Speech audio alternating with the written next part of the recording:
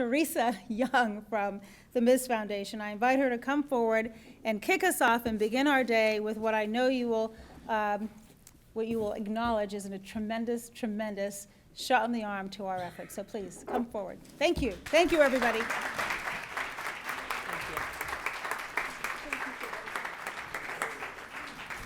you. Thank you.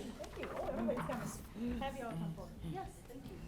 Everybody, please come forward who's a part of this announcement. Okay.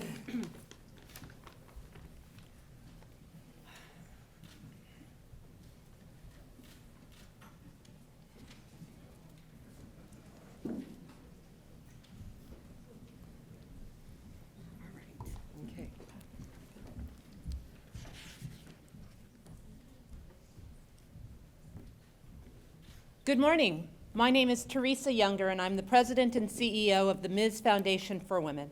And more importantly today, I am an advisory committee member of a collective called Prosperity Together.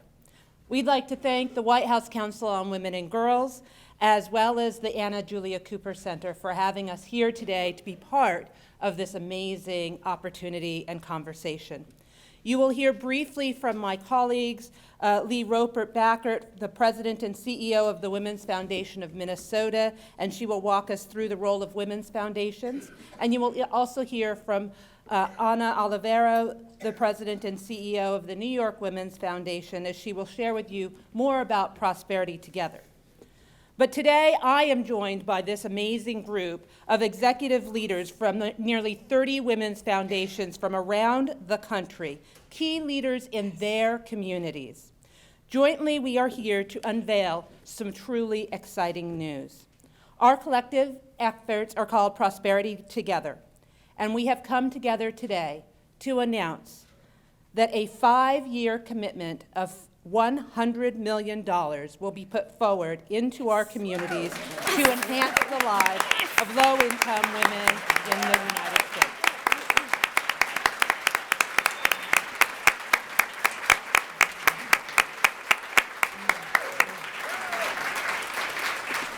We are all extremely excited when we talk about the collective power of women. These dollars are being raised in communities and going back into communities. Over the past year, I had the privilege of traveling around the country on a listening tour. And as I traveled, I was reminded that real change starts with empowering women in their communities to change their communities and their lives. By giving women the opportunity and the support to create and make the solutions that are needed. To do this, we must first ask ourselves some questions. What are the challenges we face? What are the disparities in these challenges, and why? How do we generate systemic changes that have long-term implications for the next generations? Whose stories are being told and whose stories are not, and why?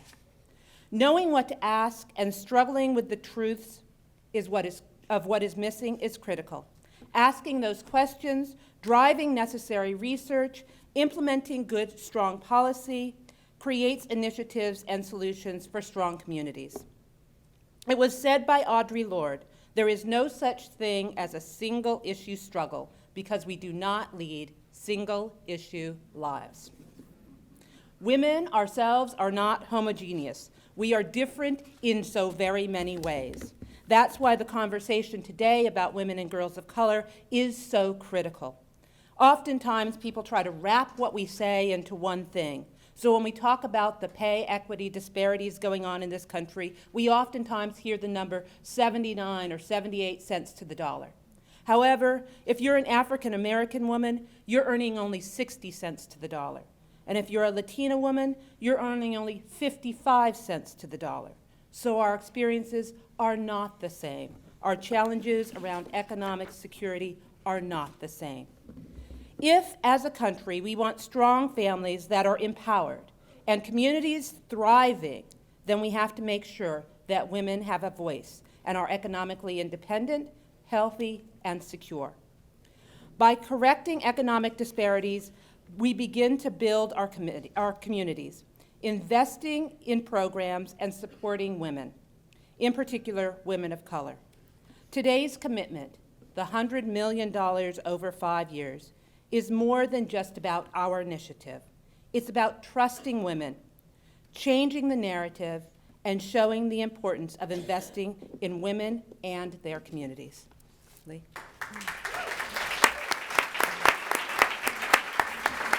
Thank you, Teresa. Good morning, everyone. I'm Lee Roper-Batker, President and CEO of the Women's Foundation of Minnesota. Each of us has a significant and important role to play in ensuring that every woman, regardless of race, ability, geography, or sexuality, can be prosperous and thrive in this great nation. So let me tell you about the role of women's foundations. Simply put, women's foundations are community foundations. Through grant-making, research, and policy change, we invest in solutions and build pathways to equal opportunity and economic security for low-income women, community by community, state by state. We know that problems and solutions are found in the same place. This is why women's foundations work on the ground within communities to identify problems and fund innovative solutions. It's especially exciting to make this announcement today at today's historic summit because the work of foundations is steeped in research and informed by community context. In each state and in each community, women's foundations tackle these problems differently. For example, the Women's Foundation of Mississippi learned that unplanned pregnancies were major barriers to low-income women in being able to graduate from post-secondary programs. So they targeted investments to community colleges that provide wraparound services to women to ensure graduation. In Colorado, where Hispanic women earn about half of what their white male counterparts make, the Women's Foundation of Colorado is calling for an equal pay equity commission now and public policies to close that wage gap. And in my home state of Minnesota, data shows that the poverty rates for African American and American Indian women are higher than the national average and increasing. Our response? The Women's Foundation of Minnesota is doubling down on our Girls Best Fund that creates pathways to prosperity for girls of color and rural girls. And these investments, which have benefited 40,000 girls, work. 94% of girls have graduated from high school. 90% have gone on to post-secondary education, and only 4 per 1,000 experience a teen pregnancy. For low-income girls and women in this country, it is investments like these that will make all the difference, ensuring pathways to prosperity and not pathways to predators or poverty. And that's what Prosperity Together is all about. And now I'll turn it over to my dear colleague, Ana Oliveira, who will tell you more of the details of Prosperity Together. Good morning, buenos dias. We are really excited to be here today because talking about prosperity and prosperity together, I want to talk about prosperity for a minute and together for another minute and tell you what this is about. You can see that, as Teresa and Lee said, it's this collective effort that women's foundations, we're public foundations. How we do philanthropy is just as important as the amount of dollars that philanthropy gives, because the philanthropy we do is authored with the very women and girls with the voices that create the solutions, as Lee said. So what will we do with $100 million in the next 5 years? First of all, I'm going to say that we want to invite our corporate leaders, our philanthropy leaders, our government leaders to make that amount of money 9 times bigger. That's right. Why am I saying? Yes. If we grassroots community foundations can do this, we all together can do this 9 times bigger. But why did I choose 9 times? Because in New York City, we have invested in programs that create opportunity for women to get training, to continue advancing for jobs that pay living wages, that they get benefits, that they can, as Valerie was saying, negotiate their caregiving and taking responsibilities and their professional success. And you know what happened? What they earned in their incomes was 9 times bigger than what we funded in the program. So we need to meet them. We need to meet them. If they can do that individually, we collectively can and should do that as well. So Prosperity Together will invest in education opportunities for girls, for all girls. It will invest in job training opportunities, job success, and job retention. And we know, because as we heard, our lives are very complex and are not single-issue lives, that women can access jobs, but staying in a job and progressing in a job requires more than just job training. Requires adequate child care, quality support, other caregiving care, transportation support, safety, equal pay, family leave, sick leave. It requires the supports for success that human beings need to hold successful families. Prosperity Together will also invest in entrepreneurship for women.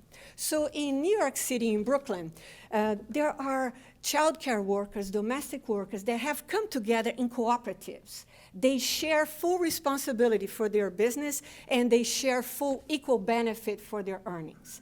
They are raising their families, their children, with abundance, with hope and possibility, not with scarcity. And that is the same thing that they were doing individually without being able to raise their earnings. In 2 years, those cooperatives have earned more than $1 million. That is a game-changing. So our job is to multiply that. We will also support programs like the program in Roper Mountain in Montana that supports young Native American women to get to college, to complete college, and to succeed. We will support programs that bring all women that haven't yet enjoyed the prosperity that so many of us enjoy in this country. Those are millions of poor women, millions of women of color, young women, women that are living or are in the criminal system, as Valerie described, which is unfortunately such a big part of a growing part of our lives. Young women, older women who are isolated, who have been rejected, transgender women, lesbians, single mothers who are raising very large number of families in this country totally alone without system supports adequate to their efforts. So we will also support, most importantly in some cases, partnerships. We are so proud that the New York Women's Foundation is partnering with, under the leadership of our council speaker, Melissa Mark Viverito, the first Young Women's Initiative with other community leaders, some of whom are here today, where young women are the center of the voice. They are sitting at tables, they are planning tables with other 200 other women in New York City, focusing what needs to be done by government, by philanthropy, by community, by corporations, so that we can bridge achievement gaps in New York City that is adequately and center in front a conversation about the lives of young women of color. So it is this kind of innovative programming, successful programming that others may be reluctant to fund right away because they haven't seen the results yet. But we at Women's Foundations are very pleased to take those risks because we have never been disappointed by the power, resilience, and ingenuity of women in our communities. So I want to close by saying, join us. Check the Women's Foundation that is near you. If you don't find it, go to the Women's Funding Network website, our national association. Find the Women's Foundation, engage. And you, our corporate partners, all of you who are listening, our government partners, stand with us, move with us. We know that nothing will stop us from creating full prosperity together in the United States. Thank you.